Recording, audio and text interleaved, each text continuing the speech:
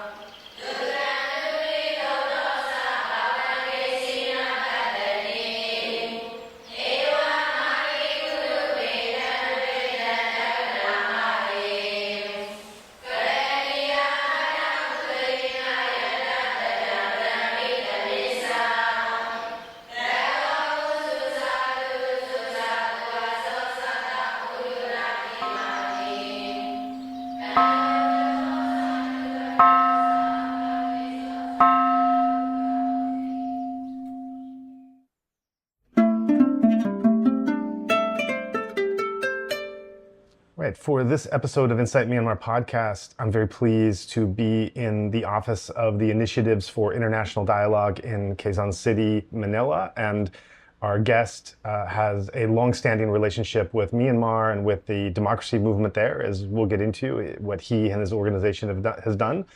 Mark Batak, if you can introduce a bit about yourself and I think what's very interesting about your story is that you're obviously living in the Philippines, you're a Filipino, and you've come to be involved in these wider issues of democracy and human rights, the fight against dictatorship, authoritarianism, not just in your own country, but the greater region and specifically in Myanmar. So can you tell us about the early years of your journey? Tell us about how, what led you to want to develop an interest in these areas and what your first areas of interest and involvement were. How do I start? I was born in the eastern regions of the Philippines, and usually the eastern regions are the poorest provinces in the country. That's also where I think there's really deep dysfunctionality of governance. So patronage, political dynasties, poverty. And that's also where usually the armed conflict here in the Philippines also occurs. So that's, I think, a reality for me. And so that's where I think the early politicization, sense of reality is, for me, was formed. And then I think that, just opened up, how I also view the world. And then I went to university. Here in the capital. I went to the National University where, of course, a lot of activists, human rights defenders, organizers, scholars, researchers, and even infamous politicians, including the old dictator, were trained and were educated. I took on political science, being interested in how politics is. There's something that I thought was, wrong with, dysfunctional with our political system, and I wanted to further understand how it works. And so that just opened up this space as well for me to be involved in politics here in the country. So I think to shorten it, I got involved in organizing here in the Philippines as well on issues of authoritarianism, state repression, human rights, economic justice. And in that early years of youth activism, I got linked up as well with other activists from other regions. Remember, it was around 2010s when I was doing this, and this was the time of the umbrella movement, and also the sunflower movement in Taiwan. In the Philippines, I was also doing some organizing around protests against anti-corruption, anti-patronage. It was around 2013, 2014 Million People March. It was around the protests against the 2012 cybercrime law here in the Philippines. And so I think in that sense, without making this simply about an individual story, I think it also speaks, I think, of a wave of consciousness among young people around that time, millennials, of I think a greater awareness of what's happening in the region and in the world. There were waves of protest, but also a digital aspect of that activism and political consciousness means that we have access to information on what else is happening, in the other parts of the region, and that's when you get interested, I think, with and trying to see the links as well with what's happening in the rest of East Asia, with what's happening, and trying to resonate that with what's happening as well here in the Philippines. And so there were some connections that were being made across activists and movements back then. And so that was, I think, I think in short, this source of the early relationships that I've had with Myanmar, but also other youth activists and movement leaders here in the region. So one thing I'm wondering, going back to those early years when you talked about living in this poor region and seeing these injustices taking place and that motivating you, I think that there are many other people that could be in your situation, that were in your situation, of seeing these wrongs that were there and wanting to find a way to address them, but something unique inside you, something turned you on, either from inside or outside or some combination, that made you not just live in this environment where something bad was taking place, but also want to have an active agency in doing something about it. So I wonder if you can go back and share what particularly about you, not just living in these things where these wrongs were happening, but something triggering in you to decide that you actually wanted to be a force or an agent to do something about it, to have the volition to, and secondly, to feel that you actually could do something about it, that you actually could be an agent of change with these kind of monumental structures that seem like they're there forever. Well, I always tell my friends that what introduced me to political activism was actually political art. I was an artist and still an artist, but I think I was more into art in younger years. So during secondary and primary school, I was also already doing political cartooning and political art. It started with, of course, cartooning and painting and all that. But as I was, surrounded by political patronage, political dynasties, corruption, and all that, I think I found politics figuring in my art, and I think that spurred the interest to when I was picking, I think, what was the option for me to pursue in university. That's when I wanted to understand more and deepen that analysis, and so I put my art on the side for a little bit, and went into and study political science and politics. I wasn't, acting on it. I wasn't organized yet when I was in university, but I think what the starting point of me finding, I think, my own agency was coming from a province. We are housed in usually the dormitory, a subsidized dormitory in the university, and most, if not all of us, are from the provinces, from working class background. It's the only way that we could, survive. We are making our small allowance from our families fit within, from within a week, so that, because we also care that, we back home they don't also have enough.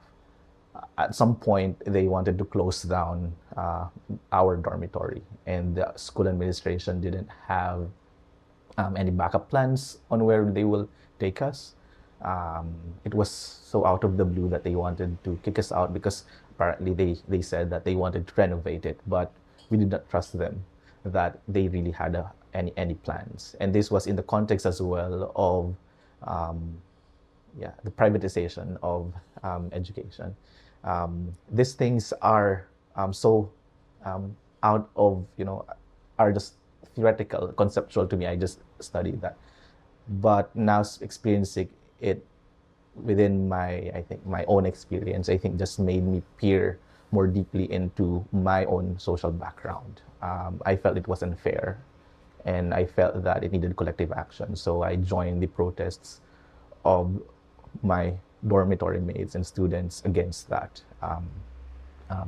That also made me realize, I think, my working class background, my coming from the province, that the lack of privilege that we had and the access to education and social services. These are things that I've just been reading up. In university, I would see protests, outside after classes about this. But I was afraid as well to be involved because my parents said that I need to focus on classes. Being an activist is frowned upon as well because there was thinking that if you get recruited, then you become a rebel, and I was afraid of that. And at the same time, I felt really deep sense of responsibility to my family. As a Filipino, that's always been inculcated that you have to focus on your education because this is how you pay back the efforts of your parents. And so I focused on that, and would usually look the other way when there are protests happen. But that experience, I think, of being now directly experiencing the material effect of all this, I think, made me realize that I could not escape from this. And actually, this is actually a reason for me to be more involved and be more involved in collectives. So that first step was joining that protest,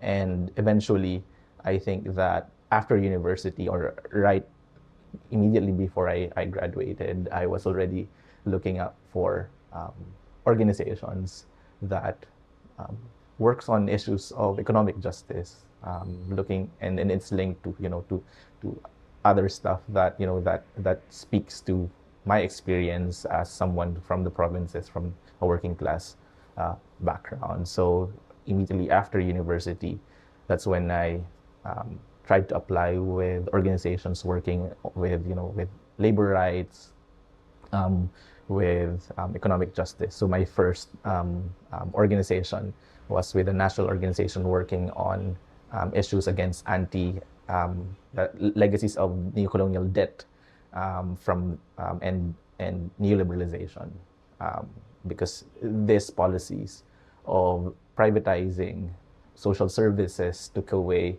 access of particularly of unprivileged, marginalized class, such as where I come from being able to access this equal opportunity, that fair chance to life. Why is it even more difficult for us to access this when this should be right for everyone? They say that it's right for everyone, but for if you're a student from a middle class or an upper class background and you are from the cities, from Manila, you don't have any problems with being housed. Shouldn't be a shouldn't be an issue. You could focus on school. I shouldn't be distracted from this. But for me, who comes from the province, who comes from a family that has to, a family that that parents that has to juggle multiple just to send their kids, to school, to university. And I, as well, in my early years of the university, I was also a working student. I was I was also um, uh, delivering meats from the province. I would send them to some of the um, uh, small restaurants here in Manila. And so that just made me, I think, realize that that there's something that could not just be dealt with individually, or by just but by just uh, putting your head down and working hard. Working hard is not enough.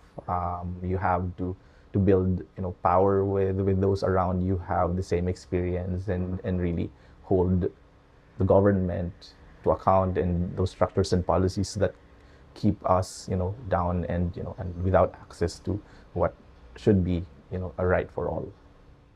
Sure. It's also making me think, if I connect the threads of these stories coming together for you, you have your personal background in coming from provinces and working class family and somewhat marginalized community, and definitely not having a lower income level. Then you're reading theories in a book that's talking about these wider issues of not just in Philippines, but just in the world order of how marginalized people are trying to gain their rights and gain fair access, and then you're actually engaging in literal action. So you're synthesizing your background and lived experience with your theory and study into action with others, and starting to do something. And I can only imagine how that would feel in terms of the sense of powerlessness or even vulnerability that you might have had personally before, to suddenly feeling some sense of a change agent, or I don't have to be a bystander to these injustices. Little old me can actually do something and raise my voice and raise my hand and have some kind of, I could find my voice, and my voice can be there not just for me, but for others that are like me and others that are not like me, in terms of the change that we can make. And so how did that start to, as you're moving along and synthesizing all these together, and you referenced these identity issues you had in terms of coming from a traditional Filipino family, of the values that you were expected to uphold, and perhaps you're slightly going somewhat outside those expectations. How did your identity start to shift during this time, and did you start to see yourself a different way as you moved in this direction? It wasn't necessarily an easy, I think, shift. It was an accumulation, I think, of changes in a support system, changes as well in my ways of looking at things. It was a struggle at the start, because even when I started working with organizations, I was afraid of how disappointed my parents would be. Really? They would also.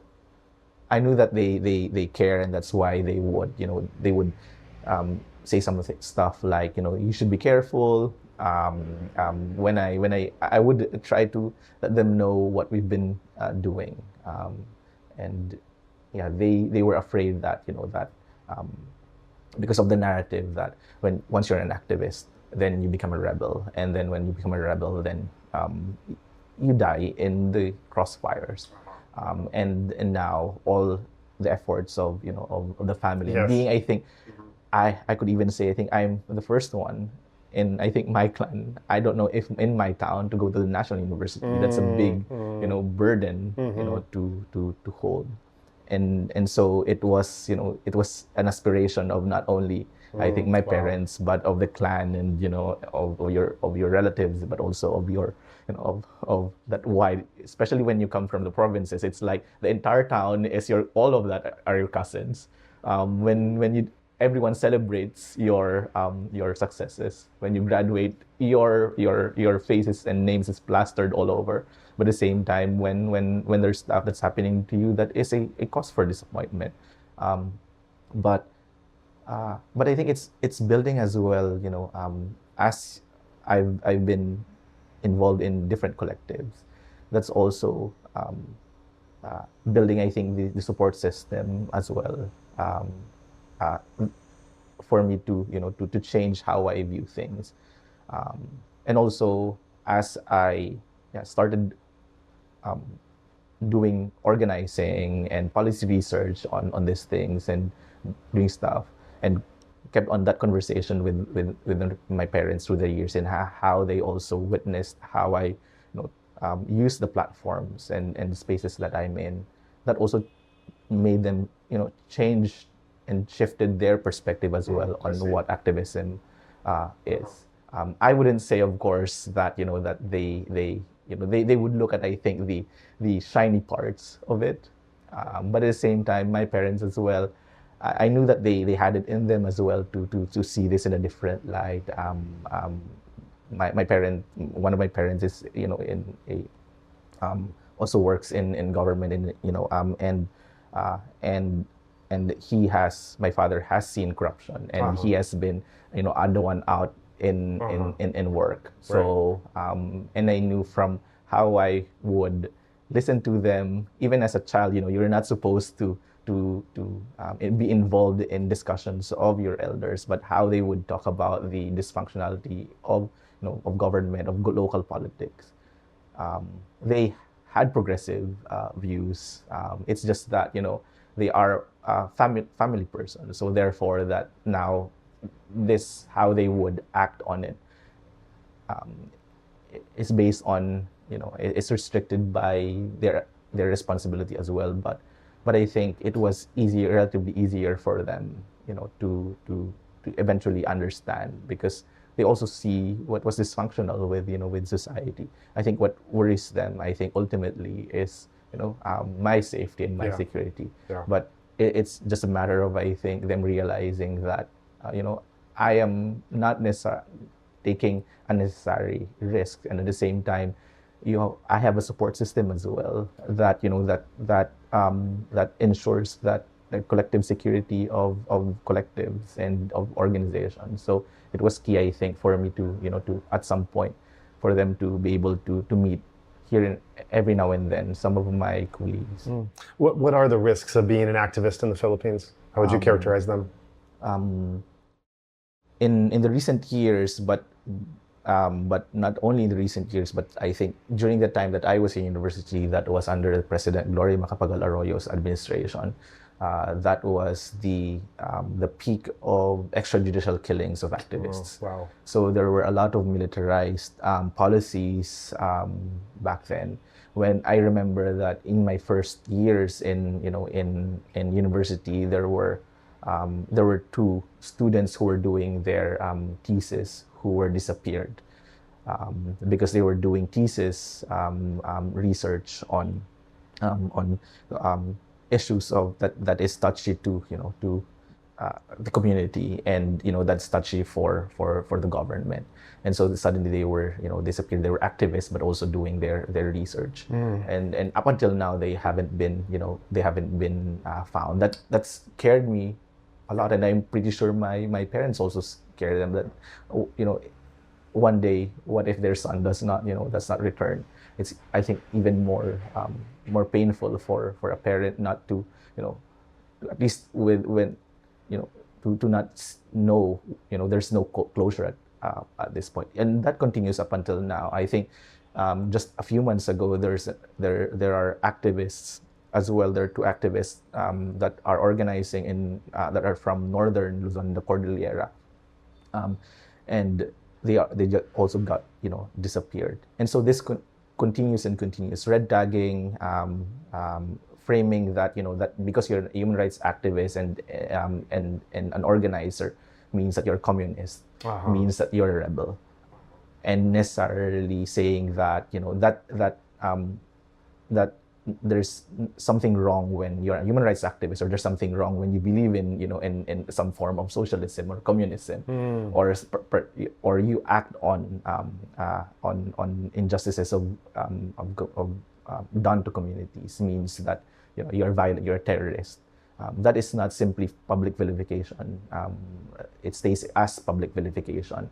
It has been always documented that many of the summer killings that has happened in the past years and through the years were predicated by by this harassment. Sometimes, um, um, being your name being involved in, in lists of that these are NPA, or New People's Army, rebels, supporters, sympathizers, or they get text messages of harassment, or they get, for example, funeral flowers, or a direct warning that you should stop this. Yeah.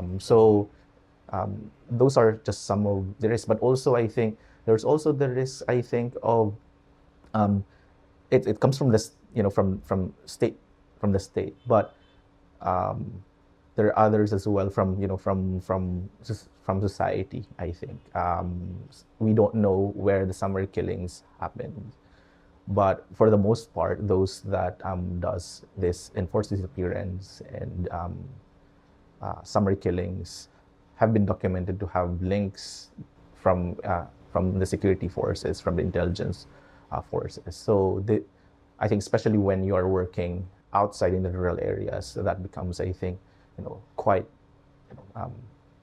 dangerous, not only for for your name, but also for your life and limb. Yeah, right. That's very serious. So I want to get on with your story. And so we go from how you come from the provinces, you have an education in the city, you realize your agency and start organizing, and then after graduation, get involved in organizations that are that are carrying out work that are in your field, and you're doing national kind of work and organizing. What was the moment or transition when you started to look beyond the borders and see that there are regional ASEAN issues that are not exactly the same, but that there are some profound similarities in neighboring countries that you see here? It was, I think, in 2013, 2014, right around that I was working with a national coalition, again, on working on issues of privatization, social public spending. And so around that time, I was helping do some coalitional work around, back then. Again, biggest issue back then in 2013 and 2014 was the misuse of government taxes by public officials. So it was a scam around the use of the PDAF. So it was a pork barrel scam that led to the Million People March. I was doing some research, but also some educational discussions back then during that time to push the analysis as well, that is this not simply an issue of corruption in the limited sense, but this is corruption in the broad sense, which is this about political dynasties and the patronage system, and how government government institutions and taxes are being used to perpetuate the power of political elite, traditional politicians, and so that I was doing that organizing, and again in around that time in 2014, early 2014, the Sunflower Movement was happening as well in Taiwan, and then the Umbrella Movement around the middle of 2014 was happening in Hong Kong, and also around that time there was a coup in Thailand. I was already interested back then, on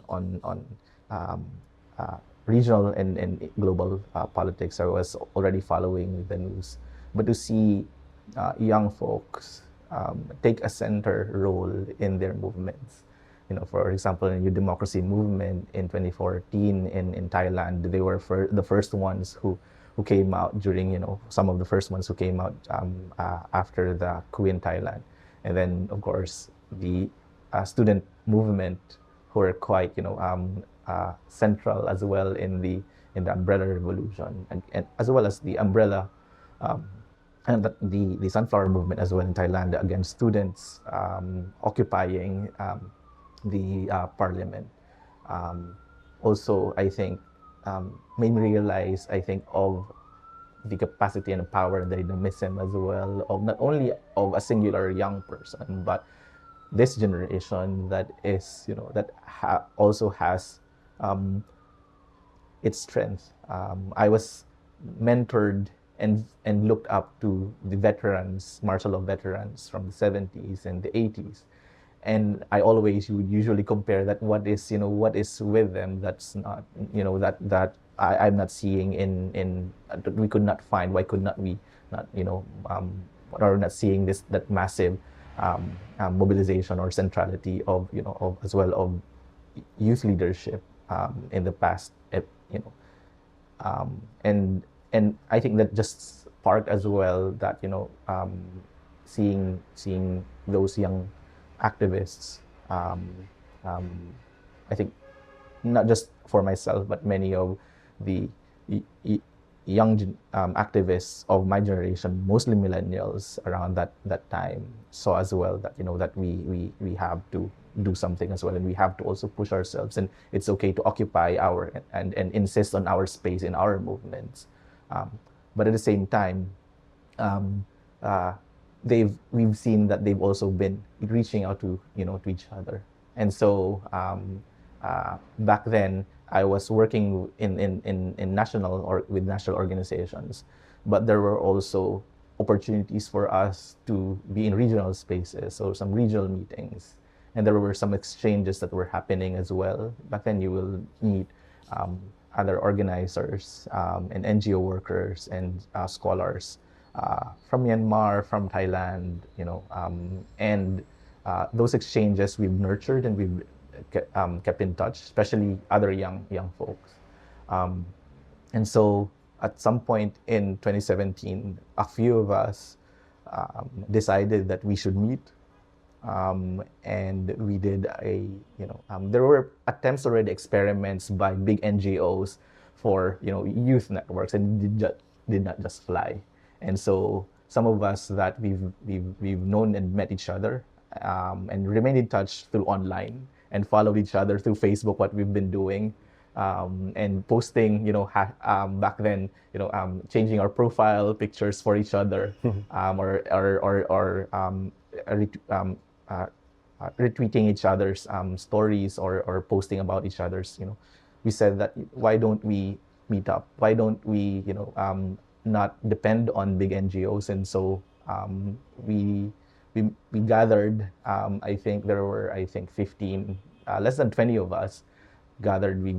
It was a youth resource, youth organized, youth facilitated, youth designed meeting. So a few of the leaders, actually, I would not name it, but there are quite a few leaders from the Umbrella Movement, from Sunflower Movement, from SEALDS in Japan. If you remember the anti-security law in Japan around, I think, what time, 2016. From Thailand as well, the monarchy reform protests in there.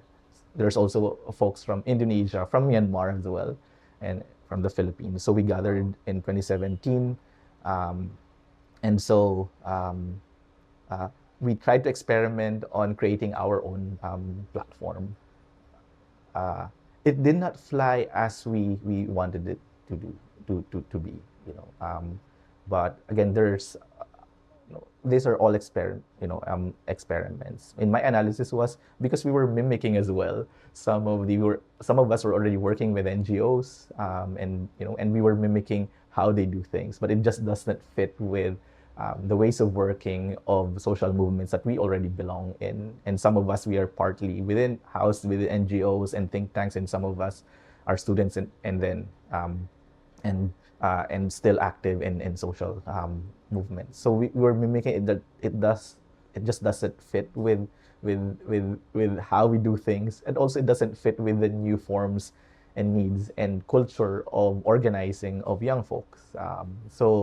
But as all experiments, these are successes in progress. In the failures of attempts to connect, that's where we built new other formations. So we kept in touch, the relationships we were nurtured out of that. I think, in short, there were opportunity. it speaks about, I think, that period of um, young leaders and young activists taking central roles in social movements, number one, and second, um, young folks seeing that our many governments, autocrats, are taking a page from each other. Yes, right. Um, and they're learning from each other. Yeah. We are seeing how they are learning and support, in some sense, justifying each other or using the platform of ASEAN or the UN to to justify certain behavior or not do something and block decisive responses to injustices that those institutions were formed to supposedly prevent and respond to. And so, which means that we as social movements and now the second, and not even second, sometimes we are already the first liners of our social movements now have to also do better at being connected and learning from each other. So all of this speaks of that, of that moment as well of, of history. I think it would have been difficult, of course, to do this without, us, the online, the digital platform.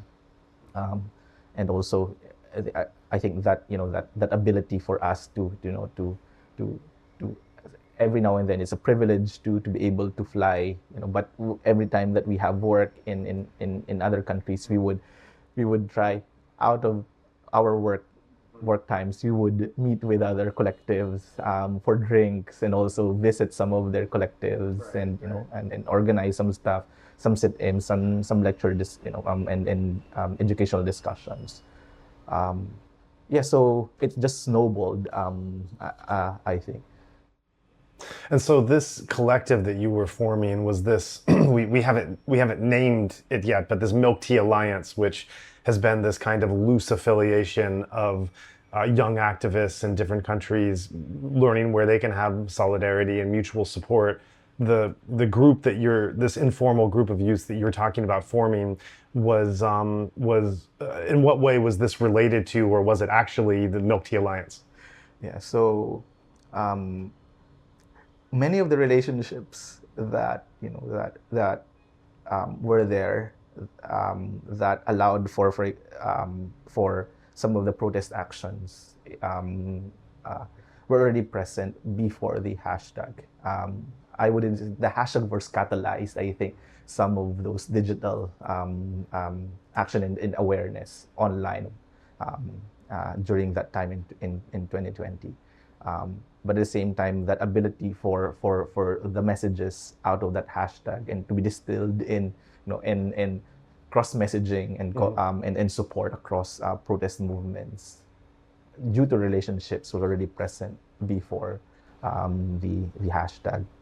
I think I would probably start with how our node of the Milk Tea Alliance came to be. It was in 2016 that I was involved in the protest against the burial of the dictator in the Hero Cemetery. And at one point, these were millennial led as well, occupation in front of the Libigan ng Bayani. And then there was this one person who was just odd in that room. He's a Burmese who was in our protests, and so we got introduced, and we clicked, and we remained in touch. So I was already working with a regional organization at that point.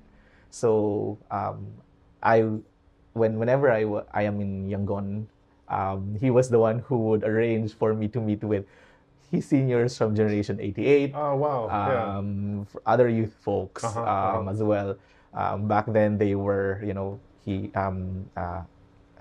from Generation Wave. So even younger folks who were working on the issues as well of of Rohingya and minority issues. So, and back then they were actually at that point they were starting to look into how they would organize themselves as a new political party. So that was, and I would sit in, and of course they were speaking in Burmese, but sometimes he would translate. So there are many times that that I would go for drinks, or or watch them and observe them do their own meetings. But um, uh, and um, and so I've remained in touch with not just him, but many of them through the years. And he was also I brought him when we were organizing that regional meeting in 2017, um, of that youth led, youth organized, youth facilitated youth event. I pulled him in, and so there were already some of those things that I was trying to weave together. And as organizers, we want to weave everything together, because that means it's collective. It's collective power. We would do as well, out of that process, we would do some online exchanges, online trainings on non-violent direct action, and such as that. I think fast forward to 2020, the hashtag Milk Tea Alliance emerged. Of course, as an organic movement, no one organization, no one individual could claim that they were the ones who originated and found the Milk Tea Alliance. It was truly an organic, digital, first a digital movement. But this was an organic digital movement that you and your cohorts were bringing about. This was not outside of that group, right? So I think it was two strands that were already meetings. Some of us were already also quite active online, so we were also involved in using the hashtag. So these are two strands that at some point converged together. So if you remember the hashtag, I would roughly describe it as it's a collision, but maybe cross-pollination of boys love fandom and then of geopolitics. It started as that, and eventually, but it shifted as well. It started as as a counter-trolling of Taiwanese netizens and Thai and Hong Kong netizens against CCP trolls. But eventually, the messages, if you look at it online, it then shifted as well of using the hashtag to other issues outside of of geopolitics and and the bullying of Beijing. One of the early, I think, hashtags that used the hashtag Milk Tea Alliance in relation to Myanmar was, I think, about dams. The day after the hashtag Milk Tea Alliance was born. So there were hashtags these are opportunities for digital natives and digital activists to add meaning into the hashtag. That's the concept of virality. It becomes viral because you allow for those who participate in it to add meaning in it and to transform it. So, and eventually that's when you see the messages. After a few weeks and months, it became hashtags used against the Thai monarchy, that monarchic system, and also the repression that the national security law and extradition law in Hong Kong. So it became not anymore about geopolitics, but now the domestic and indigenous issues that is in Southeast and East Asia. It's about state violence. It's the militarized policing. It's about human rights and authoritarianism at home. But many of us are involved as well in the organizing offline. So some of the peers that that were involved, I've been in touch through the year. For example, Penguin, who's quite a figure in the mid 2020s protests. I think in Thailand, we were in touch as well. He was one of the folks that through the years I've been also in touch with. So just to name that, that some of us who were involved in that digital um, uh, um, mobilization were also connected to the offline mobilization, and that allowed for, and there's relationships as well that were being built on the offline space. The goal now was, how do we, synthesize that connection between, the digital space and, Sure. the offline space, because usually I think seniors think that it's a dichotomy for us, but for us it's always an extension of our civic space, Right. of our space to speak Yeah. up when our space offline is restricted. We turn to online, and sometimes we even optimize the space that we have online to be able to organize more effectively and spread, information. To synergize our actions offline.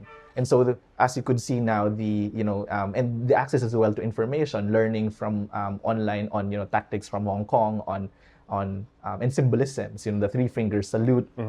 That was started by, I think first adopted by the Thai activists, the rubber duckies in Right. Hong Kong, Yeah. the symbolism of the milk tea and the milk tea alliance, the boba tea from Taiwan. All of this were being synergized from different fronts, from those who are active in both, but also active either in the digital space and online space. So and so this is now this snowballing. I think the moment that, that, as I said, it's a question for me back then on how do we now systematize in some way that fits with the organicness and dynamism of movements both online and offline.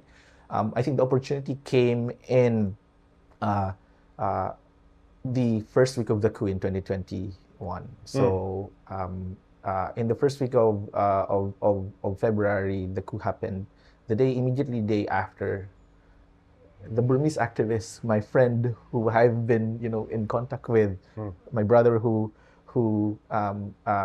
with his youth and network, reached out to me and for an emergency meeting, an emergency call, and I knew what was coming. We were, of course, already active online with the hashtags of Milk Tea Alliance and speaking up for Myanmar, and so I knew that at some point it was coming. So this person who came up in our Black Marcos protest in 2017 now reached out to me, and their ask was, Mark, could you arrange for us to meet the Milk Tea Alliance? And I had to pause for a little bit, because being involved in that past year in the digital campaign using the hashtag, and also being involved in some of the chat groups of the Milk Tea Alliance, is quite dispersed, a dispersed movement. There's no singular Milk Tea Alliance. So I told them quite carefully that unfortunately it will be impossible to meet with the Milk Tea Alliance. There is no Milk Tea Alliance, right? There is no one Milk Tea Alliance. But I have a counter, another suggestion. Why don't we build a meeting point for all of those who resonate with the hashtag and the name and the symbolism, the aspirations of the Milk Tea Alliance? Part of the discussion as well is, should we adopt the name Milk Tea Alliance? Because it's not owned by anyone. Yeah. But I also insisted, and that was out of the discussion, I insisted as well that it's not owned by anyone, which means it's owned by everyone. Yeah. And therefore, it also, and secondly, it speaks to us as well, organizers on offline. It speaks about our experience, our pain, and our dreams. And so the Milk Tea Alliance is ours as well. So that's when they named our chat group Milk Tea Alliance Friends of Myanmar. So it became a pocket of Milk Tea Alliance activists, both offline and online, that wants to work on this particular issue of Myanmar. But at the same time, the request and the ask of Myanmar friends wasn't simply solidarity for Myanmar. I remember them saying that, that they said that, Mark, we wanted to meet with the Milk Alliance. And the reason was, today it's Myanmar, but tomorrow and the next day it Yeah. will be another country. Yeah. It keeps on happening. It's happening. There is something broken with the international system, with the UN, with the ASEAN, with the markets. You know, these institutions that promised, were formed and promised to prevent this and respond to this, but instead are being used to justify the harms, you know, against us. Yeah. And so we need to be able to do more, I think, in learning what's the connection, you know, and diagnose what's really wrong. And so the request wasn't simply for that, you know, for that platform to be dedicated specifically on Myanmar. Right. We were using what was happening in Myanmar as a jump off point to, you know, to analyze and to organize on broader issues that is, you know, common to us. We wanted to discover and build relationship around that journey. And so even when it's named, it was Myanmar Friends who named it, you know, Milk Alliance Friends of Myanmar. To some extent, now looking back, it was already a starting point of the backstage of, you know, of the Milk Tea, of the Milk Tea Alliance. And so from that, you know, just a little over a dozen activists. So over that weekend, we called up the friend, you know, some of the trusted friends that we know would show up. You know, this is what we've been waiting for. We knew that some of there were successes in progress and trials and errors in developing a youth network and solidarity platform through the years. But we also knew, as, you know, seasoned activists as well, we are young, but this is not new to us. We knew that we have to nurture our relationships, keep on doing, you know, online teach-ins, you know, without even a name yet, because we are preparing for that moment that, you know, that this relationship will, you know, would be useful. We are just waiting for that wave. And this is the wave that we've been waiting for. And so the first ones that we called were also the individuals that were in that defunct, inactive youth network that met in 2017, and also some of the other relationships that we've built through the years. So that was over a dozen youth activists that are now have more experience, quite more well connected, have more resources, not in financial sense, but, you know, in social capital, in their movements, but also in their organizations. Right. So we have more information now. Some of them have already graduated or are, you know, have more networks, you know. So they were the ones that we reached out to, and the ask was simple. We don't know what's happening, and I'm pretty sure our Myanmar friends will have to figure out the specific ask, you know, because you know, this is developing, you know. But what we have to do right now is simply just show up, and we will figure it out together. Wow. And so, in Monday immediately, exactly a week after the coup, that was the first meeting of Milk Tea Alliance Friends of Myanmar. And we've not stopped 3 years and how many months. We've met regularly every Monday evening to exchange notes, to understand what's happening in Myanmar. There's always news on what's happening in Myanmar, but what's really needed, what's not written in the news, that is the access to that information that's why we built the space. But also, we wanted that space to, you know, for trust building. So we will check in on what's happening in Myanmar and what's happening on our respective countries. But there are stuff that, you know, we would just play Among Us. We would do some online screening of documentaries. We would joke at each other. We would cry together when you know. And so we didn't want this to be a usual, you know, type of NGO to NGO transactional. You know, this is a real solidarity building, built in relationship around, you know, figuring out, crystallizing what is it that, you know, understanding each other's experience, and therefore weaving together what is our dream, what then we replace this broken system with. And we knew that this won't be, you know, a one-off, 1 month, 1 year process. This would be a continuous process. So from that over a dozen individuals, we are now 150 more than 150 activists, artists, feminists, abolitionists, um, scholars, researchers, mostly 20-year-old to 35-year-old, um, um, spanning from Mongolia, Japan, South Korea, Taiwan, Hong Kong, Cambodia, Laos, Malaysia, all over Southeast Asia. Some of us are also in India, um, uh, um, in South Asia, diaspora groups as well in, Burmese, Thai, Vietnamese diaspora groups all over in Australia, in Europe, in Canada, and in the US, and also student organizations that would usually in the meetings would take a step back because it's our space. It's primarily those that come from Southeast Asia, but are in solidarity with with the Milk Tea Alliance.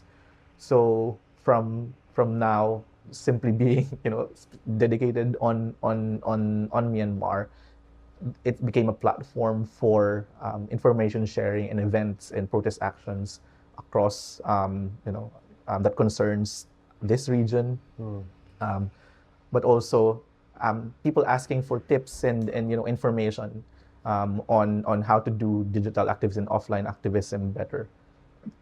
We also did use the platform during the first weeks of the coup for mutual aid, concrete mutual aid. We would send top-ups and SIM cards from Thailand to Myanmar. Right, I remember that.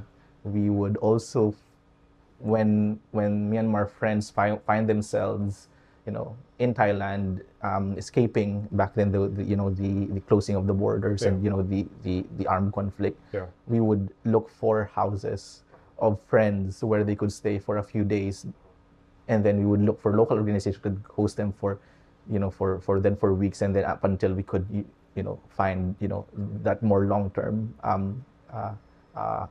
asylum or for them. We knew that there's a gap in how the bigger organizations would respond.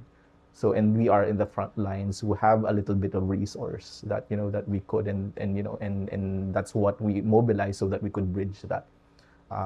So yes, it is a digital.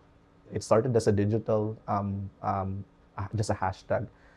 But for me, when I said yes to our Myanmar friends, it was also an extension of my curiosity as well, and my my calling as well. Is my question back then when the hashtag came was, how can we distill the symbolic power of this hashtag into strengthening an already existing web of relationships among our movements? We are simply nodes in our movements, but how could we now distill? Because the hashtag in this name and the symbolisms will be gone and will be forgotten at some point.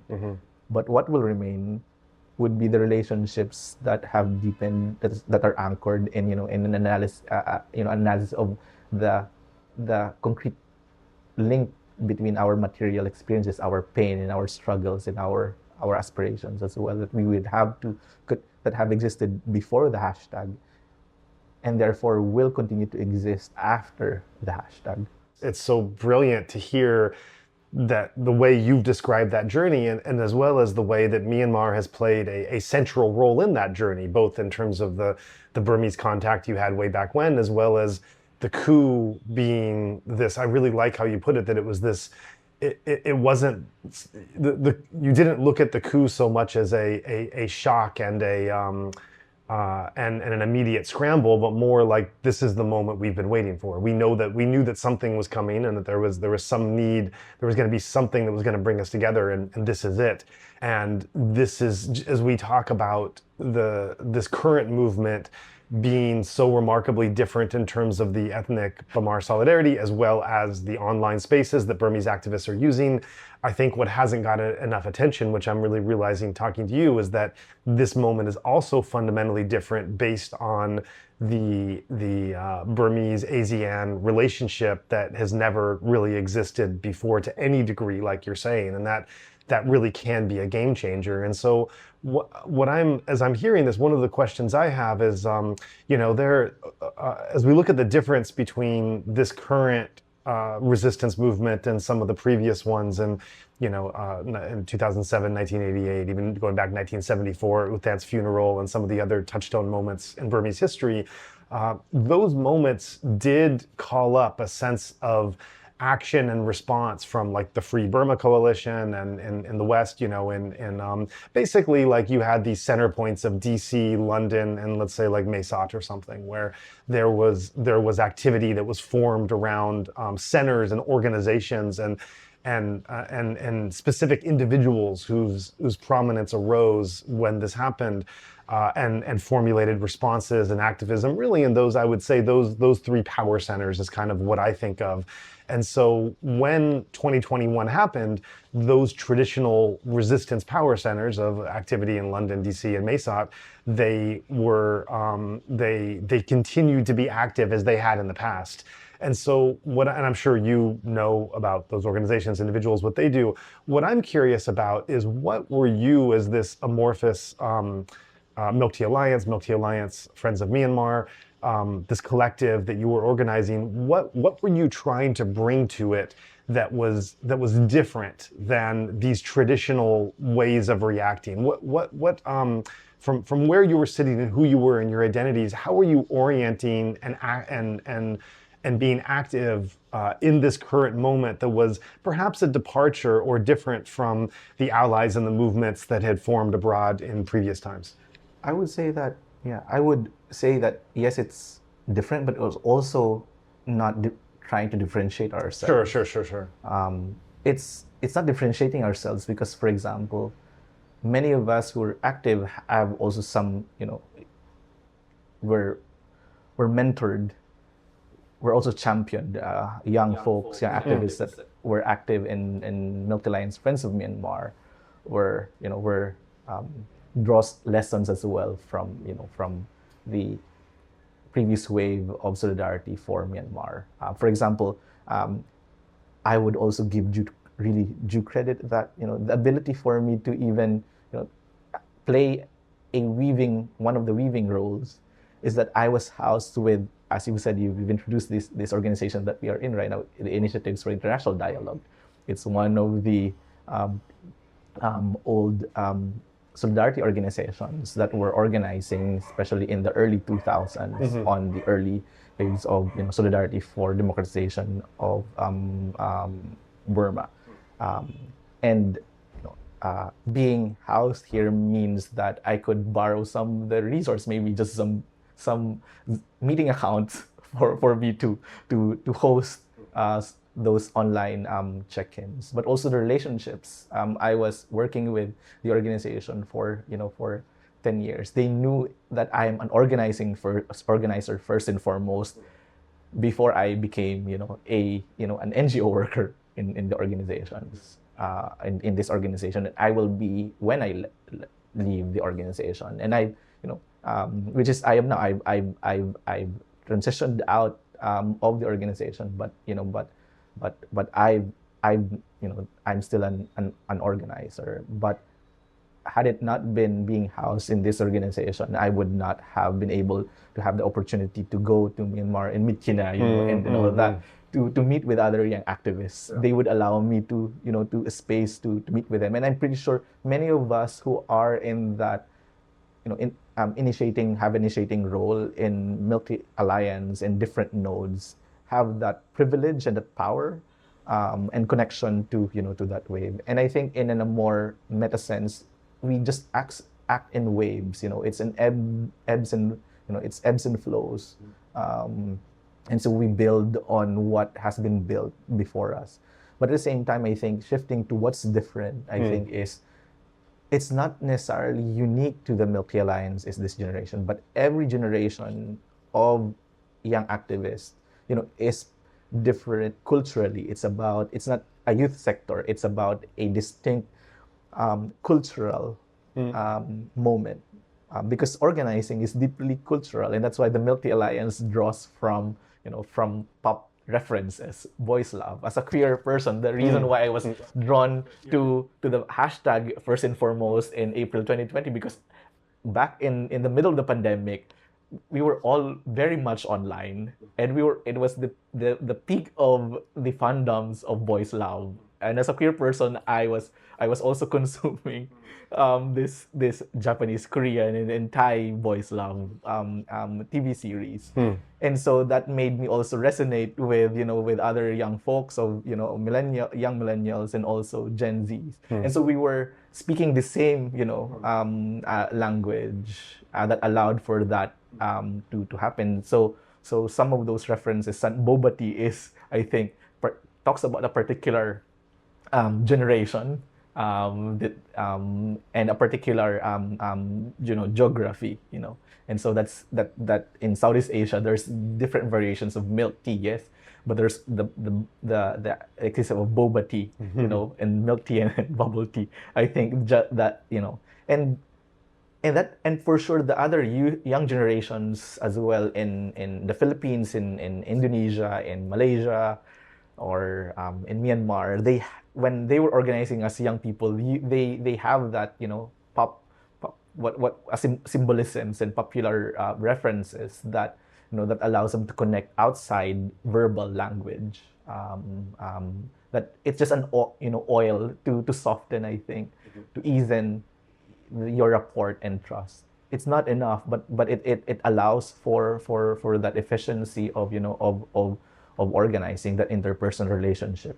So I think what's different with the Milk Tea Alliance is really that distinct cultural references as well of this generation. It's Twitter, it's boys love, it's the queerness. I would always insist that Milk Tea Alliance has started as a queer, movement, and will always be a queer movement for me, and I hope that it's not forgotten.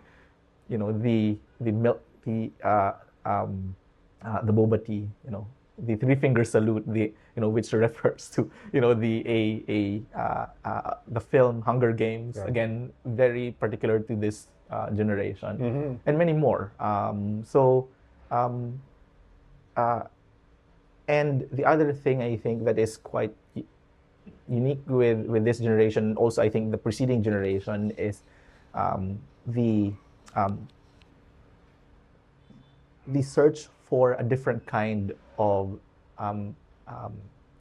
organizing, which is non-hierarchical, distributed, leaderless or leaderful. We insist on leaderful. I would not claim to be the leader or a leader, I am one of the leaders. Everyone in the Milk Tea Alliance is a leader. You do not wait for you to be named. You draw in what is your power and privilege at this moment, and that's your contribution. In the Philippines, we call it taya. This is your bet, and that makes you a leader, and that makes, this, the kind of organizing quite fluid. It has its cons, but we do not focus on simply on the cons of this type of organizing. People, I think, the seniors would always say that we are disorganized. I would say that we are just differently organized. And there is the centralized networks.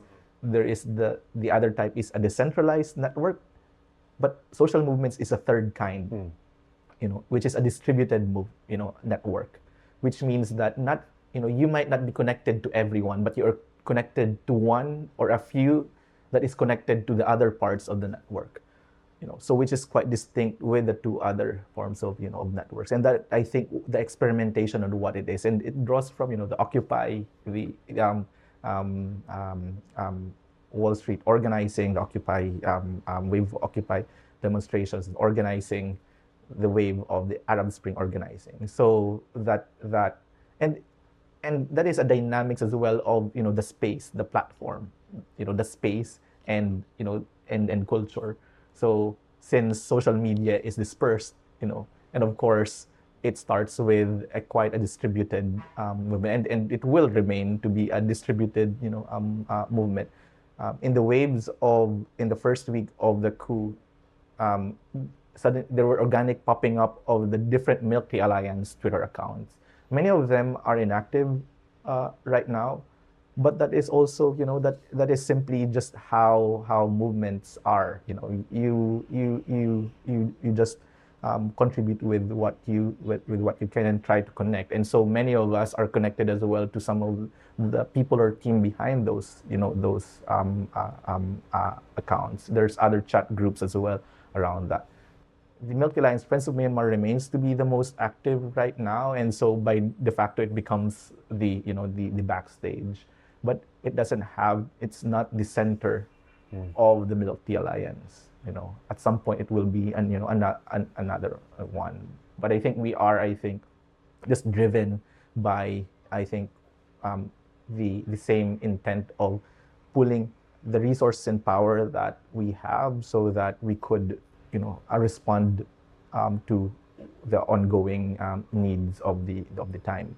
So I think that's what's the same, building on what the solidarity that was built before, and we're being supported as well by many of our organizations in the past. Some of the platforms, there are Milk Tea Alliance speakers that we would introduce to some of this big NGO, regional NGO spaces that we would speak.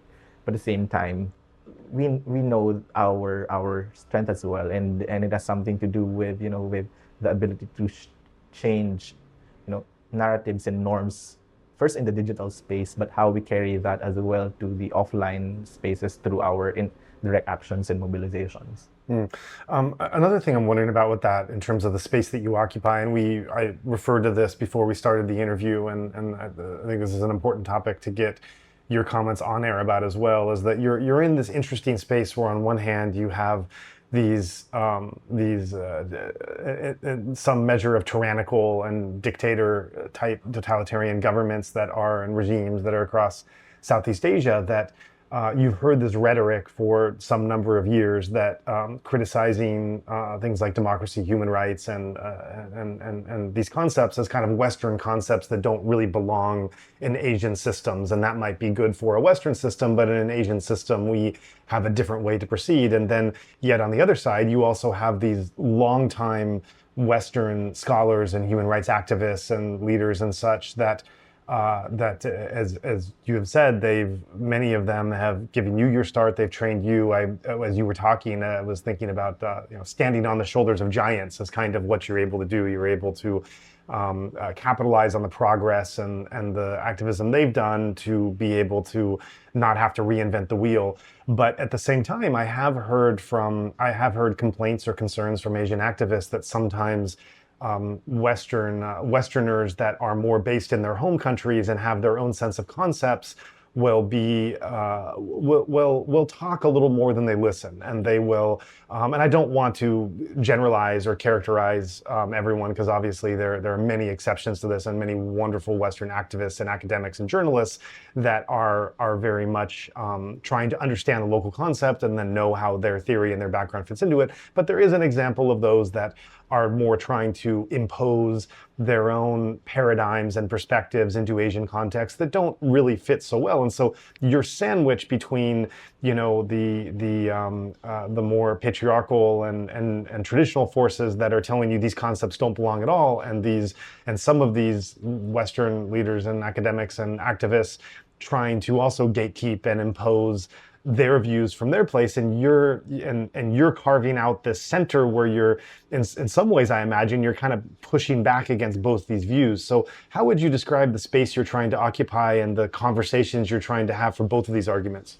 I think there are two things that I want to say about this. The first one is, you wouldn't really feel sandwich if you have strong anchors as well. And that's why I think the other difference of, I think, this kind of solidarity building that's happening right now, which is quite different, I think, with the recent maybe 2000s, 2010s of solidarity, was this is truly trans-local. We are organizers as well of struggles in the grassroots, in where we are. I noticed that, I think, which is quite a departure of the solidarity probably that happened before the 90s, is when the professionalization of NGOs happened. Many of the regional solidarity that happened became NGO to NGO transaction, I see. and therefore the solidarity is quite rigid, mechanical. Um, uh, there's a lot, of course, it's not the fault of these NGOs. It's really just how the NGO space, was formed, and because of many forces. Um, um, and therefore, there is some siloing that these are the regional NGOs that are working in regional spaces, and then we have the grassroots local NGOs that do not have much resources because, again, because of competition of with aid, etc. But for us, the strength of the Milky Alliance and the new form of solidarity that we are trying to experiment on is most of us, if not all of us, are active in our own spaces. I am active in the Milky Alliance, but before I became, and even when I said yes to to helping anchor, facilitate, and weave the backstage of the alliance, the Milky Alliance Friends of Myanmar, is I've been active in the mobilizations and organizing around against the President Duterte's policies of historical revisionism, the return of of militarist and autocratic policies. And many of them as well is there. So I think the other thing is, rather than being sandwiched, is how do we now, based on our respective, so which means our analysis is based on our, ongoing material analysis of what's happening in where we come from. It's not something that was imposed by Western media or by Western-based, NGOs. We would engage them, but at the same time, we would disagree when we think that their perspective on what's happening here in Southeast Asia and East Asia is centered again on Eurocentric analysis. For example, how does the Milky Alliance position itself between the U.S. and China? And for us, we are conscious of this, of the geopolitics of this, but we do not want to be puppets to this both imperial powers, and that's why when it comes to issues, we would call out and we would take a position not based on those two camps, because those two camps do not exist. Whereas our camp is the liberation of our peoples here, and the solidarity and linking of our struggles here in the region. So, for example, we've spoken on the issues of the Uyghurs and the issue of Tibet, on the issue of the bullying of Beijing when it comes to the territorial disputes here in South China Sea, West Philippine Sea. Yeah. But at the same time, we've also spoken up against the hypocrisy of Western powers and the United States when it comes to the issue of Palestine. So we've had internal discussions as well, using our experience, our lenses. How does this issues relate to us? Rather than using what was being voiced as meanings on what the Milky Alliance is. Why don't we? That's why we have to do.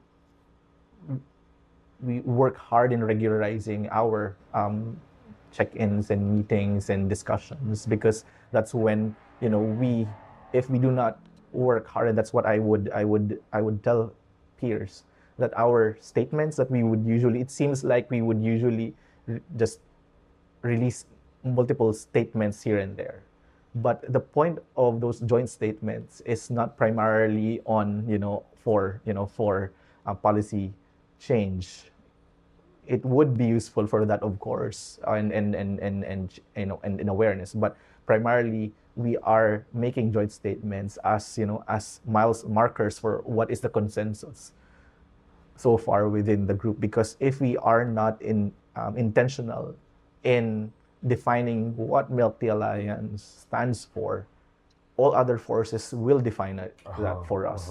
They are already doing that, Yeah. for us. In the early days and up until now, they are doing that. That's why, there's always imputation of being NED funded. Yeah, even if we are primarily volunteer the resources that we could only gather are because we are in organizations, so we pull resources, we fundraise for, out of our own pockets in our communities.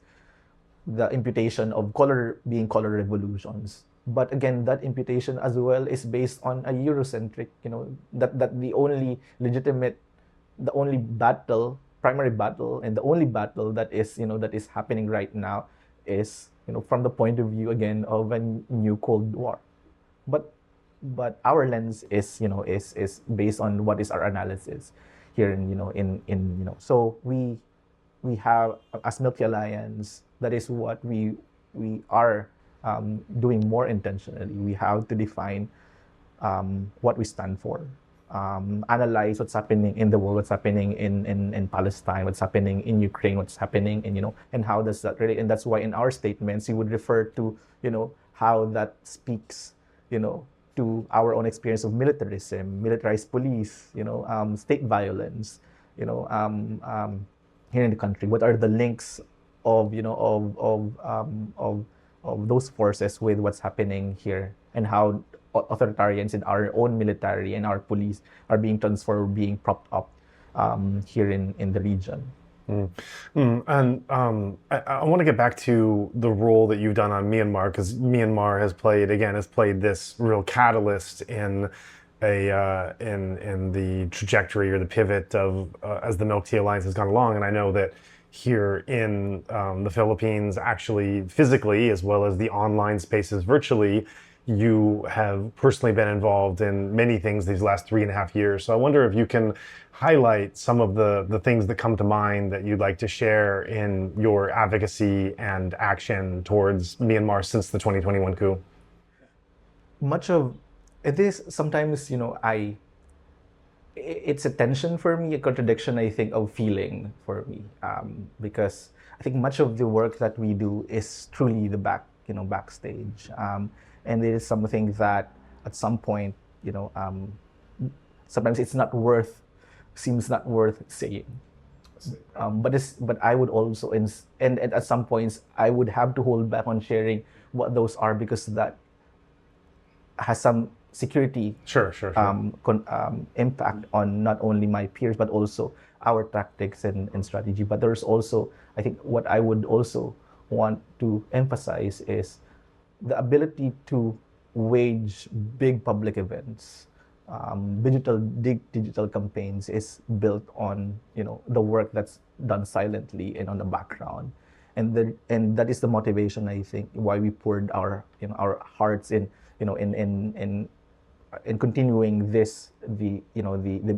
platform through the past 3 years, because for us in when the coup happened, there was a feeling of frustration that many of, and I speak of that with kindness as well, that many of our regional organizations that that have accessed resources through the years and working human rights and democracy in the region were again going back to us, organizers on the front lines for where are we going and stuff, because they are so detached to to the networks and relationships and communities on the ground that's organizing on the ground. And so that's, I think, affirms that we haven't done our work. That's why it's like we have to save something so that so that we could take out something at some end. But so much of the work that we've done in the past 3 years is, I think, mutual aid. Up until now, we continue to resource from ourselves some sort of security and emergency response when our Myanmar friends are in need. So some peers continue to, for example, with the conscription law, some would require, I think, relocation, and so that's when we would mobilize resources to link them up and to find for ways for them to be relocated. in the first three, we've done a lot of mobilizations as well. Right now, I think that the major, because most of the mobilizations and campaigns that are being supported by the Milk Alliance Friends of Myanmar are primarily led by the members themselves. So we are just there as support. So for example, Blood Money Campaign, we've been supporting Blood Money campaigns in their calls for, the campaigns around MOGI, the Myanmar Oil and Gas Enterprises, and now the aviation sanctions on the aviation fuel. We've been also supporting, linking some organizations that are working on defections to other organizations to learn more about from South Korea, from Israel as well, on learnings on defections and conscientious objections, because that is a big issue on how to do how do you build a support system for those who defected and the families of those who defected. So so there are those that we've been doing. Aside from those are, I think, the two things right now that that we've been doing on Myanmar. Early on, we've been also have some links and discussions with the NUG. They reached out to us for support, but we've also been clear, on that's we use that opportunity as well to to push and to make it clear to the national unity government that when it comes to the issue, of course, we are in full support of of the Spring Revolution and the civil disobedience movement, but we think as well, we've been upfront with them as well, that for a truly we could, the NUG and the revolution could win the, I think I could win the war, but it's also important to win the peace. That means that building a truly inclusive federal democratic society and government. So that means that how does the ethnic minorities figure in, and how could they really be center the issues of many ethnic minorities within how they would proceed. So that would not affect, but at the same time would be an important thing for us to let them know if they are asking for the alliance support on on providing legitimacy to the NUG rather than the junta. That is that is not a that is not to say that is a condition we would, because that they are that is what the elections and that's the voice of the people. But we also have to be candid with them that if that to check on each other, that we are moving towards the same path. In We've shifted a little bit in some pockets of the of our collective. The Milky Alliance Friends of Myanmar has been continuing, but right now we've set up a platform facility called the Wave Project. Because the Milky Alliance Friends of Myanmar and the Milky Alliance, of course, would be quite reactive. How do we now build a space for us to become more strategic?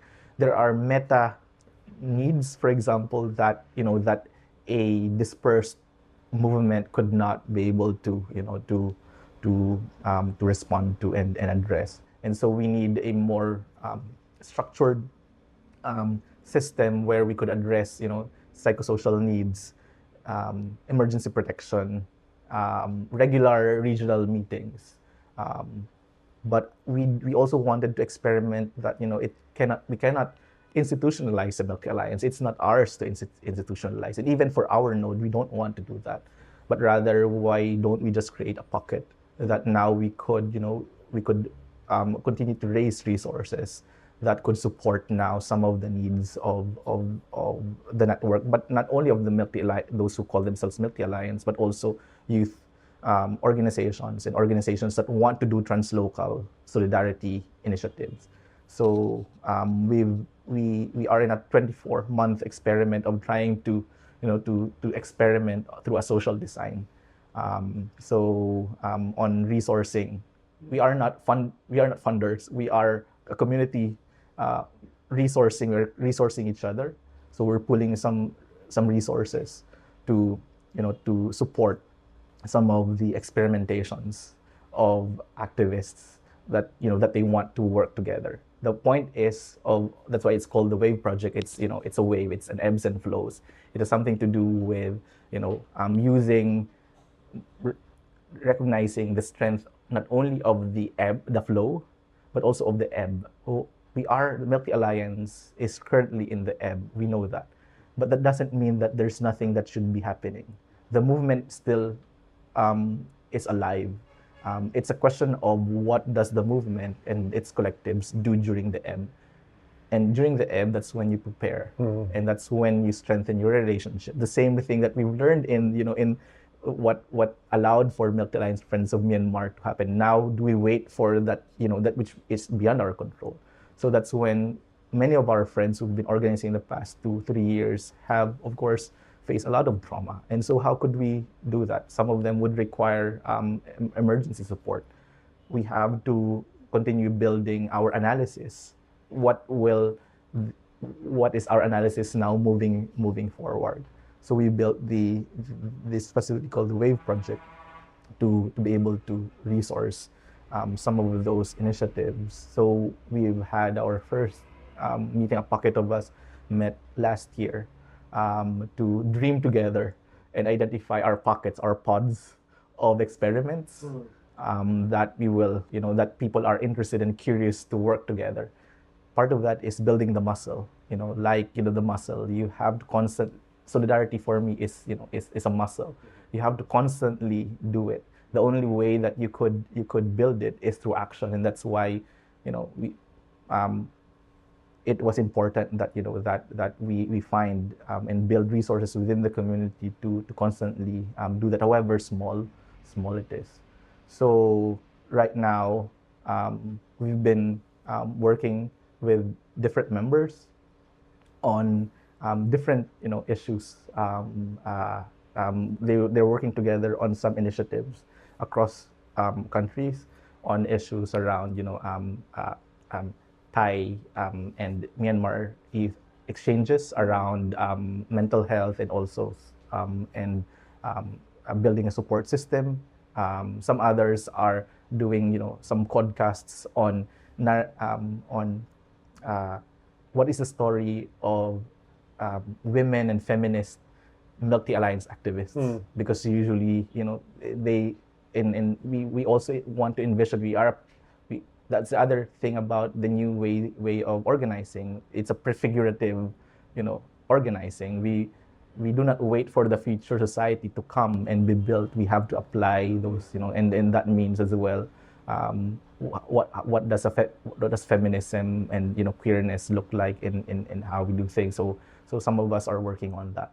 So we have not publicly launched any of this because again it's like a cocoon.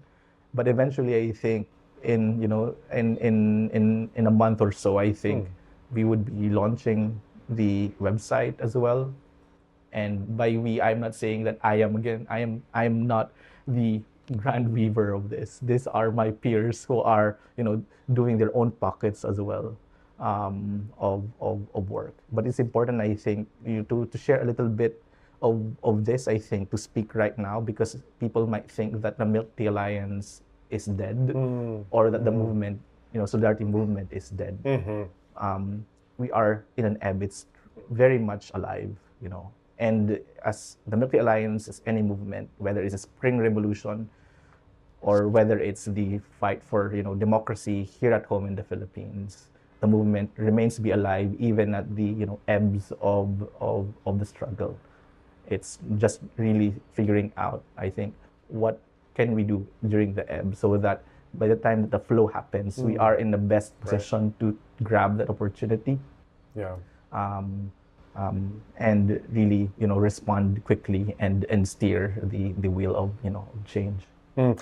And in terms of your activism about Myanmar, specifically here in the Philippines, have you organized or been a part of physical events? Have there actually been protests or vigils, or can you share what's taken place actually physically in the Philippines since this time? Yeah, the ones that we've been the Initiatives for International Dialogue is anchoring the Burma Solidarity Philippines Network. So it's a group of Philippine-based organizations that have either in the past or in the recent years have wanted to work on solidarity for Myanmar.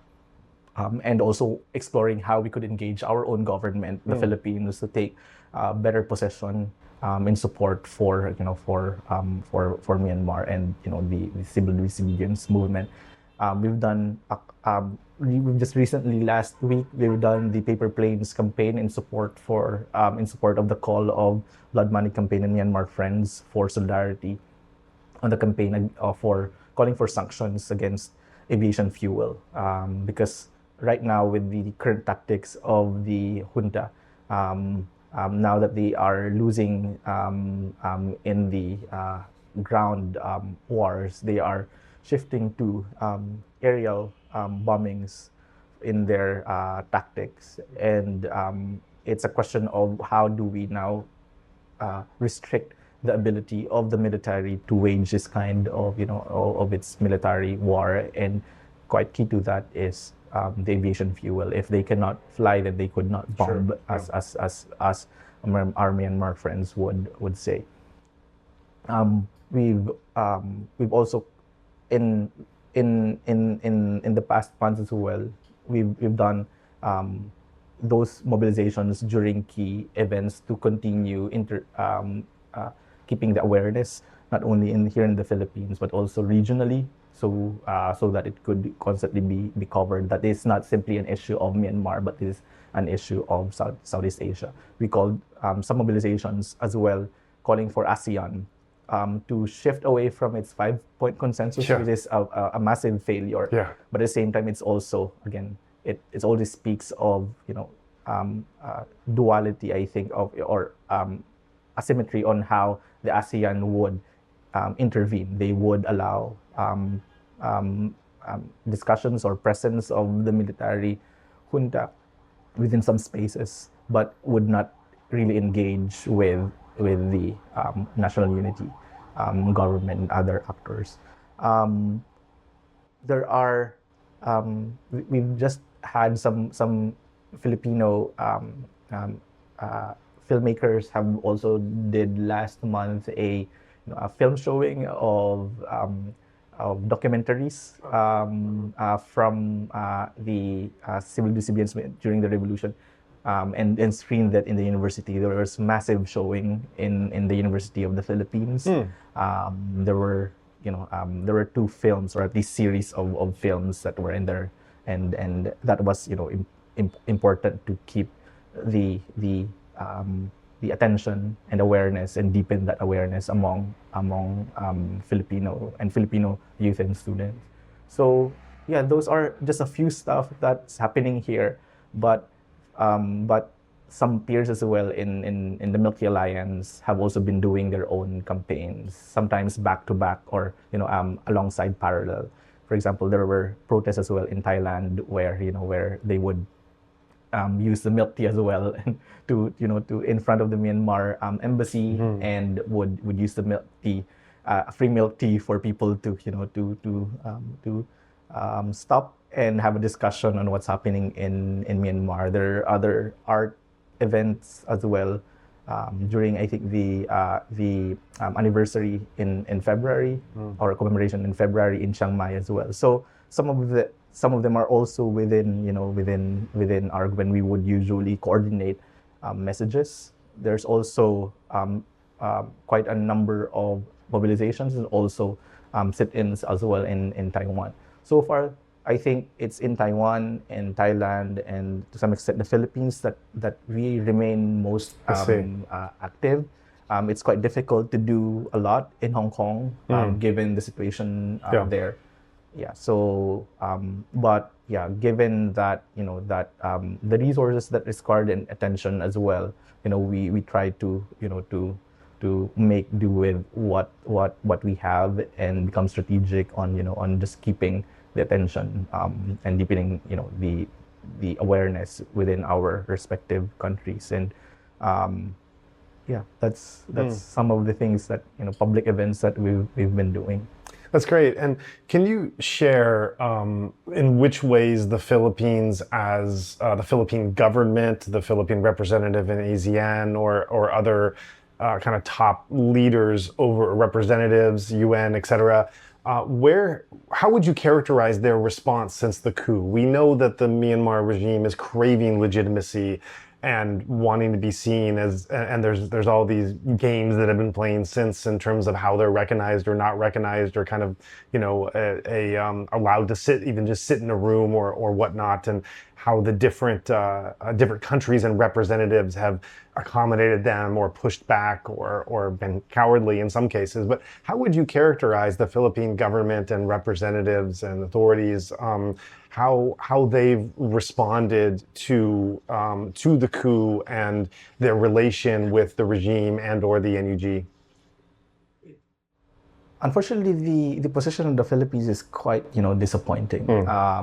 For and would usually take the same fence-sitter approach of the ASEAN, which it's not actually fence-sitting when it's actually taking a side, which means that allowing the military junta to continue, I think, with its atrocities. So you would the statements of the Philippine government in the past 3 years has always been about that encouraging dialogue among different actors. Right. I mean, why don't you call out the military junta? I mean, Right. for because it's never serious. It was never serious, and will not be serious in having that dialogue. Not when it not in this in this context. So calling for dialogues is like whitewashing, I think, what the what was happening. So it's still within the same positioning of ASEAN, of trying to say something but actually not wanting to to do something and allowing it. So, and it's unfortunate for the Philippines when it's one of usually the three countries that out of the member states of ASEAN, the ones that have most, I think, vision really historically on how to strengthen, they would say, ASEAN centrism, which means that this is our issue, therefore ASEAN should make a more decisive role into it. It's the Philippines, Malaysia, and Indonesia. But then the Philippines, it's already quite disappointing, I think, where the other the two are, but at least they, to some extent, they are also speaking more. But between the three, the Philippines is the most silent of this, or when it speaks, it really does not have any substance or any sharpness into it. So that is also why the Burma Solidarity Partnership has been gathering even more closer, discussing even more closer, tacticizing even closer in the past weeks, because we have to do more in pressuring and our government to speak more. There are a few allies in Congress, I think, that that have spoken up, but again, these are our tradition, allies already in the past. But in general, the Congress has not, and the Parliament Congress has not really spoken up as itself. So the executive and the legislature has relatively been silent on this. So we will do better, and to at least gain more ground here. So I do expect, I think, more actions from the Philippine groups moving forward. Hmm. So I thank you so much for all the time and taking to have this conversation. I'd like to end this discussion on more of a personal note related to your own personal connection to Myanmar, the Burmese people. I know that you've hosted and met Burmese friends here, met them in other places and third countries, as well as you referenced going to Yangon several times, meeting the 88 generation. And so you have experiences of being in Myanmar. So I wonder if you could just share a personal story of something about that has been, that has attracted you or that stands out in your mind of Burmese culture, Burmese friends, even Burmese food or art, since you have an art background, just something that illustrates this personal connection between the cultures and you individually with the country and people that would stand out and might be interesting to share here. I don't know if it is, it's interesting, but um, it, I think in the several years that I've come back and forth from the Philippines in Myanmar, I think what what really just stuck with me is whether it's activist peer, or whether it's our taxi driver. Um, I think there's just deep honesty and deep friendship and warmth that that they always show you. That candidness really, that that you know that they really um, mean well, and they see you really as as a sibling. Uh, some of it's easy to, I think, connect with them. They really would go out of their way to show you around. As I said, I only um, that activist from that I met in the protest here in the Philippines. I've only met him once, but when he knew that I was going, he did arrange. I think would drive me around as well, to to meet with other activists. And sometimes again when during work, uh, our taxi driver would just would go out in the way to even show us around in in Yangon, and where we need to eat and stuff. So um, it's it's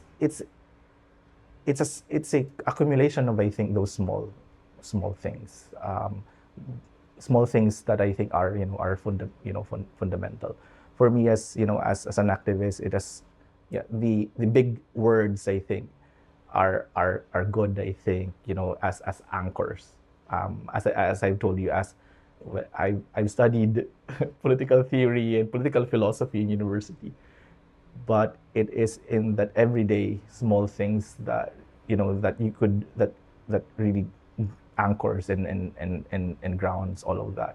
So I could, the solidarity as a word is such a big thing, but I think um, solidarity, I think, I do not measure solidarity in in the big protests.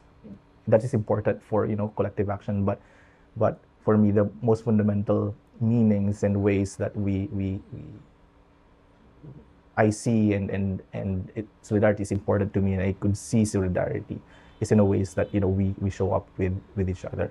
Um, I quite remember, and I think there's the final thing that in that last in that in that first call that I had with Myanmar friends when they asked uh, for solidarity and for that emergency call. Um, it was quite an emotional time for Yeah, everyone. There was yeah, a lot of tears and yeah, crying, yeah. um, and I knew that that um, that that kind of vulnerability. It's not usually something that Yeah. as activists we Mm. would usually show, especially someone who is not from Mm. from your country, but the vulnerability to show that, um, to appear that how massively painful, but at the same time, even if it's painful, that they have not lost the ability to dream and to aspire when they ask, even if they were crying when somebody, I think that was the start of that violence during the first week. their ask is, still looking at not simply about Myanmar, but also situating Myanmar in the broader collective experience that we have in the region. That there's something that's wrong. That's something broken with the system. It's Myanmar now, but tomorrow, it will be Hong Kong, it will be the Philippines, and that's why, we have to do better.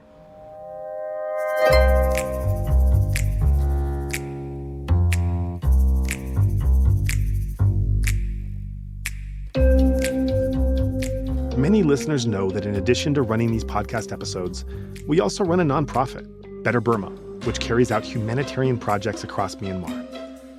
While we regularly post about current needs and proposals from groups on the ground, we also handle emergency requests, often in matters that are quite literally life or death.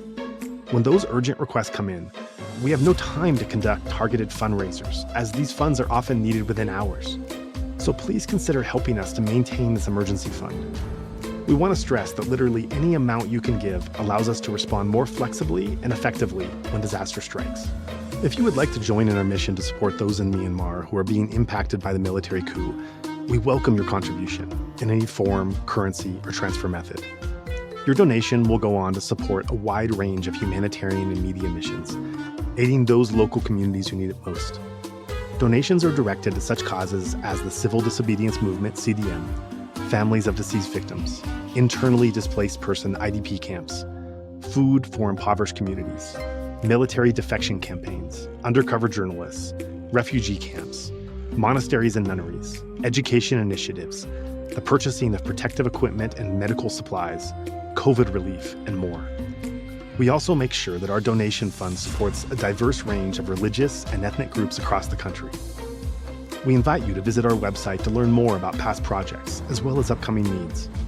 You can give a general donation or earmark your contribution to a specific activity or project you would like to support, perhaps even something you heard about in this very episode.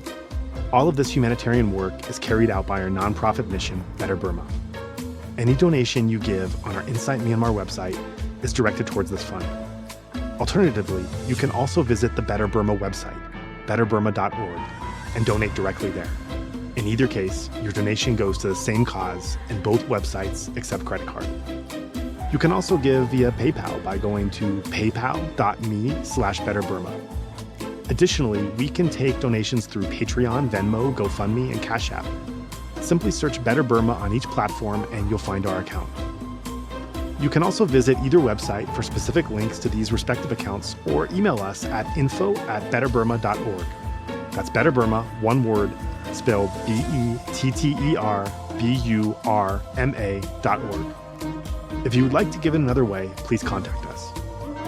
We also invite you to check out our range of handicrafts that are sourced from vulnerable artisan communities across Myanmar, available at alokacrafts.com.